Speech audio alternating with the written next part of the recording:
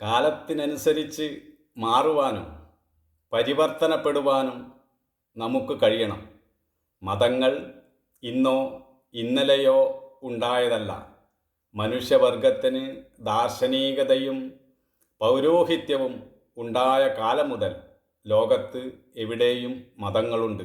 അതുകൊണ്ട് തന്നെ ഓരോ മതങ്ങളിൽ പെട്ടു നിൽക്കുന്നവരെയും അവരുടെ ദാർശനികതയിലും ധാരണയിലും വിശ്വാസ പ്രമാണങ്ങളിലും നീതിബോധങ്ങളിലും മരണാനന്തര ജീവിതത്തെ പറ്റിയുള്ള പ്രത്യാശകളിൽ നിന്നും നമുക്ക് മാറ്റാൻ സാധ്യമല്ല.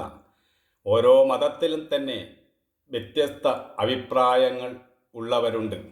എത്ര മതങ്ങളുണ്ടെന്നോ എത്ര വിശ്വാസങ്ങളുണ്ടെന്നോ എത്ര ദൈവങ്ങളുണ്ടെന്നോ ഒന്നും നമുക്ക് എണ്ണി തിട്ടപ്പെടുത്താൻ സാധ്യമല്ല. ഓരോ മതത്തിലും തന്നെ വ്യത്യസ്തമായ ആരാധന രീതികളും പല രീതിയിലും ഇങ്ങനെയുണ്ട്. എന്നാൽ എത്രയോ മനുഷ്യർ ഇന്ന് അന്ധവിശ്വാസങ്ങളിലും അനാചാരങ്ങളിലും പെട്ട് കഷ്ടപ്പെടുന്നുണ്ട്. വിശ്വാസം എന്നത് പ്രത്യേകിച്ച് യുക്തിയൊന്നുമില്ല. വിശ്വാസം എന്നത് വ്യക്തിപരമായ കാര്യമാണ്. എന്നാൽ ആധുനിക ശാസ്ത്രം ഒരു കാര്യം നമ്മുടെ മുന്നിൽ ബോധ്യപ്പെടുത്തുമ്പോൾ അവർ വ്യക്തമാക്കി നമ്മളെ മുന്നിൽ അവതരിപ്പിക്കുന്നു. ഉദാഹരണത്തിന്, ഒരു ശാസ്ത്രജ്ഞൻ വൈദ്യുതി കണ്ടെത്തിയാൽ നമ്മൾ ഓരോരുത്തരും പിന്നെ അത് കണ്ടെത്തേണ്ട ആവശ്യമില്ല. നമ്മുടെ വീട്ടിൽ ഒരു സ്വിച്ച് ഇട്ടാൽ നമ്മുടെ ബൾബ് പ്രകാശിക്കും, നമ്മുടെ ഫ്രിഡ്ജ് വർക്കാകും, നമ്മുടെ മിക്സി വർക്കാകും. ഇങ്ങനെ ഓരോ കാര്യവും നമ്മളെ ബോധ്യപ്പെടുത്തി കാണിച്ചു തരുന്ന ഒരു രീതിയാണ് ആധുനിക ശാസ്ത്രത്തിനുള്ളത്.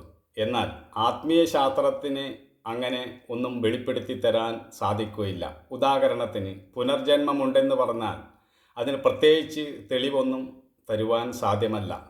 അതുപോലെ ദൈവത്തിൽ വിശ്വസിച്ചാൽ നമ്മുടെ അസുഖം മാറും, പ്രാർത്ഥിച്ചാൽ നമ്മുടെ ദുഃഖമില്ലാതാകും എന്നൊക്കെ പറയാമെന്നല്ലാതെ അതിനൊന്നും പ്രത്യേകിച്ച് ഒന്നും തെളിവ് തരാൻ കഴിയുകയില്ല. ഇതെല്ലാം വിശ്വാസങ്ങൾ മാത്രമാണ്.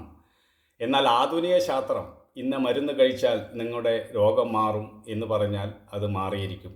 അതാണ് ആധുനിക ശാസ്ത്രവും ആത്മീയതയും തമ്മിലുള്ള വ്യത്യാസം. അന്ധവിശ്വാസത്തിൻ്റെയും അനാചാരത്തിൻ്റെയും പേരിൽ മനുഷ്യനെ ദുർബലനാക്കി അവൻ്റെ പണമുണ്ടാക്കാനുള്ള മാർഗമായി ആത്മീയതയെ കാണുന്നവരുണ്ട്. ഇതിനെതിരെ ഒരു ശരിയായ ചർച്ച സമൂഹത്തിൽ നടക്കുമ്പോൾ മാത്രമേ ശരിയായ പരിവർത്തനം സാധ്യമാവുകയുള്ളൂ.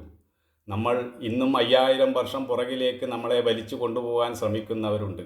അതിനെതിരെ നമ്മൾ പൊതുജനം ബോധവാന്മാരായെങ്കിൽ മാത്രമേ ഇത്തരം അന്ധവിശ്വാസങ്ങളിൽ നിന്നും അനാചാരങ്ങളിൽ നിന്നും ഈ ശാസ്ത്രയുഗത്തിൽ നമുക്ക് പുറത്തു കടക്കുവാൻ സാധിക്കുകയുള്ളൂ.